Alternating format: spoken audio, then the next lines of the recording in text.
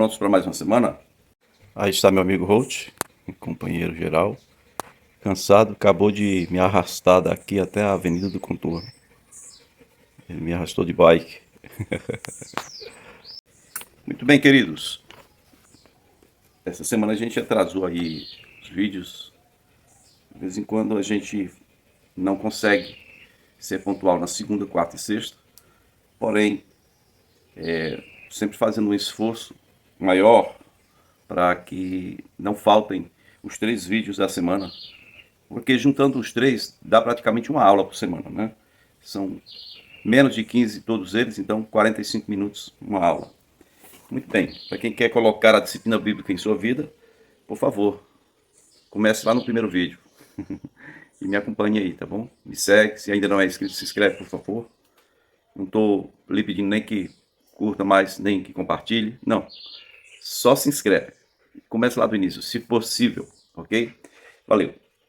No último vídeo, nós falamos sobre a oposição. Vamos começar esse falando no mesmo assunto. A oposição a quem? A Neemias e a obra que Neemias ia fazer. Está na página 996 da Bíblia em Ordem Cronológica. E você pode encontrar o texto de Neemias, capítulo 4, né, do versículo 1 ao 6. Como que continuou a questão da oposição. Falar em oposição, a gente encontra muitas vezes na Bíblia oposições. Não é oposição a um governo, a qualquer coisa que seja. Oposição aqui trata-se de oposição a Deus, ao propósito de Deus e a tudo que tenha relação direta ou indireta com Deus, né? Ou que seja objeto de culto. Isso é coisa do anticristo. Oposição a Deus e ao propósito, ao projeto de Deus para nós é coisa do anticristo. É coisa do anticristo. E o anticristo é globalista, tá? A Bíblia diz que ele vai querer dominar o globo. É um sistema financeiro único e um sistema religioso único. Só para sua meditação aí. Vamos lá. Neemias 4, verso 1. Diz que Sambalate, que é o Horonita, soube que estávamos reconstruindo o muro, ficou furioso e ridicularizou os judeus. Os judeus que estavam trabalhando na construção foram ridicularizados diante das autoridades, né, a oeste do Eufrates, vamos dizer assim, diante de todos.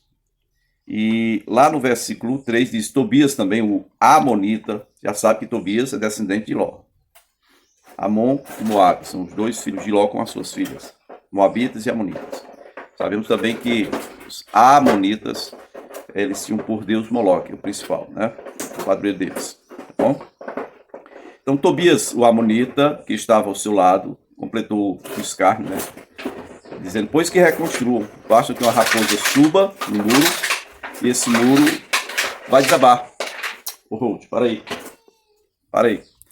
Versículo 4 diz assim, ó, ouve-nos, ó Deus, pois estamos sendo desprezados, faze cair sobre eles a zombaria, e sejam eles levados prisioneiros como despojo para outra terra. Não perdoes os seus pecados, nem apagues as suas maldades, pois provocaram a tua ira diante dos construtores. Isso é o Neemias orando a Deus. Verso 6. Encerra a primeira parte da história dizendo que nesse meio tempo fomos reconstruindo o muro até que em toda a sua extensão chegamos à metade da sua altura, porque o povo estava totalmente dedicado ao trabalho. Bom, essa primeira parte fala de um escárnio, de uma zombaria contra aqueles que são de Deus e que fazem a obra de Deus. Muita gente hoje é perseguida, escarnecida, por ter feito escolhas péssimas. Porém, quando alguém está dentro da vontade de Deus, está servindo a Deus, e é perseguido, é afligido, e se faz escárnio contra essa pessoa, ele está fazendo, na verdade, contra Deus, né? Você vê aí o que o apóstolo Paulo declarou a respeito dele mesmo, e o que ele fazia em Jerusalém. E quando o Senhor veio ter com ele para tratar a questão, o Senhor disse, por que me persegues, Paulo? Né? E então você pode examinar na história, em todos os lugares, você vai ver que 2 coisas. Aqueles que estão dentro do propósito do Senhor são defendidos por ele, é a primeira. Deus nunca falha, ele vai sempre dar uma resposta. E a outra coisa é que sempre vai haver escarnecedor e zombador, porque o mundo jaz no maligno. Não entendem da vontade de Deus. E no versículo 4, quando Neemias faz oração, versículo 4 e 5, ele deixa para nós uma lição boa, para a gente copiar mesmo. Uma boa lição. Que lição é essa? É simples. Sempre que você estiver dentro do propósito de Deus, vivendo conforme a palavra, vivendo conforme o Espírito de Deus, e você enfrentar situações como esta, de zombaria, mesmo você estando passando necessidade, e o escarnecedor chega para zombar de você, você não tem que dar respostas. Nesses eventos, quem dá a resposta é o Senhor. Ok? A resposta virá do Senhor. Seguindo em Neemias capítulo 4, no versículo 7, diz assim: porém Sanbalat, Tobias, os árabes, os amonitas, os homens de Asdod, não são mais os filisteus, mas parece que homens de Asdod aqui está fazendo menção de outro povo que veio e ocupou a terra dos filisteus, tá? Vamos arriscar aqui dizer que vieram ali do Egito, né? Hoje os que ocupam a faixa de Gaza são os que vieram ali do Egito, Península do Sinai. Então esses homens, eles souberam que os reparos do muro de Jerusalém tinham avançado e que as brechas estavam sendo fechadas, ficaram furiosos, né? E todos juntos planejaram atacar Jerusalém e causar confusão. É claro, eles queriam que a obra parasse. Vamos atacar a cidade antes que o muro seja concluído. Vamos aproveitar agora que ainda não tem porta, vamos atacar a cidade. É mais ou menos isso que acontece na vida de um crente fiel, de uma pessoa que busca a Deus. Ela começa a reconstruir a sua vida a partir dos escombros. Ela começa a reconstruir dentro da vontade de Deus, conforme a regra do Espírito, mas a oposição ao projeto de Deus para a sua vida é representada por Satanás, né, o príncipe desse mundo. Eles começam então a atacar e eles querem te finalizar antes que a obra de Deus seja concluída em sua vida. Então vigia aí, irmão, vigia aí, irmã, tá bom? Ficaram furiosos e quiseram atacar a cidade. E com isso é natural que aconteça o desânimo. O Ruth está me ajudando demais hoje. Para aí, Ruth, parou. Pare. Meu bichinho quer o quê? Versículo 4, aqui, no versículo 10 do capítulo 4, ele está batendo aqui. Vai dizer assim: enquanto isso, o povo estava. O povo começou a dizer que os trabalhadores não têm mais força, ainda tem muito entulho para ser tirado, e nós, por nós mesmos, nós não vamos conseguir reconstruir o muro. Tá? Versículo 11. E os nossos inimigos diziam: antes que descubram qualquer coisa ou nos vejam, estaremos bem ali no meio deles. O que você quer?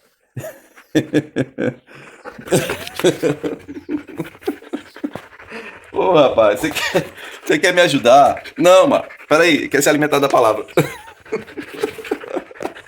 Peraí, Ruth. Peraí, cara.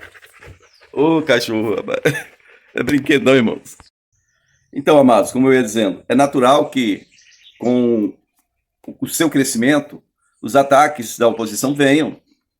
Sempre que você cresce dentro de um propósito de Deus, ou do propósito de Deus, a oposição se levanta, né? E então, é natural também que, acontecendo essa conspiração para atacar a sua vida, você desanime. E foi o que aconteceu aqui. Começaram a dizer que tinha pouca gente, que o trabalho era grande, o Senhor disse para nós, o Senhor Jesus disse que o campo é grande, né? A seara é grande, os trabalhadores são poucos, peça, rogue ao Pai, o dono da seara, para que ele envie trabalhadores para a sua seara, né? E aí no versículo 11 vai dizer que os inimigos zombavam e dizia: antes que descubram qualquer coisa, ou que nos vejam, estaremos bem ali no meio deles. Primeiro, vamos matá-los. Segundo, vamos acabar com o trabalho deles. Primeiro ponto, matar. Segundo, destruir. É ou não é algo da natureza do diabo? Jesus disse que desde o início ele só faz isso: rouba, mata e destrói. Versículo 12. Os judeus que moravam perto deles 10 vezes nos preveniram: para onde quer que vocês se virem, saibam que seremos atacados de todos os lados. Olha aí. Por isso, posicionei alguns do povo atrás dos pontos mais baixos. Isso é estratégia de um homem, não era um homem de guerra, mas um homem estrategista que, né, colocou também em lugares abertos, né, dividindo por famílias. E essas famílias, diz aqui, todos armados de espada e lança e de arcos. Os lugares mais frágeis tem que ter uma defesa, tem que ter vigilante ali. Tá ensinando o que para nós aqui? Bom, fragilidade todo mundo tem, fraqueza todos temos, mas estamos vigiando com relação a essas coisas?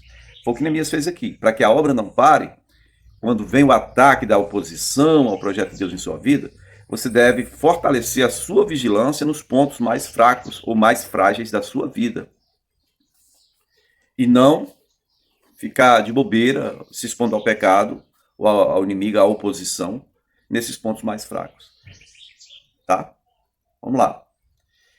E aí, no versículo 14, o Neemias diz que fez uma rápida inspeção e disse aos nobres, aos oficiais e ao restante do povo: não tenham medo deles. Lembrem-se de que o Senhor é grande e temível, e lutem por seus irmãos, por seus filhos e filhas, por suas mulheres e por sua casa. Ou seja, não tenham medo, ao contrário disso, sejam valentes, entrem na guerra. Vamos fazer guerra. Eles estão vindo, tá? Vocês já estão armados, estão prontos. Então, não tema o fato de você ter uma fraqueza, sabe? Todo ser humano tem uma fraqueza. O que você tem que fazer é vigiar e se contrapor a todo ataque do diabo. Não existe Superman.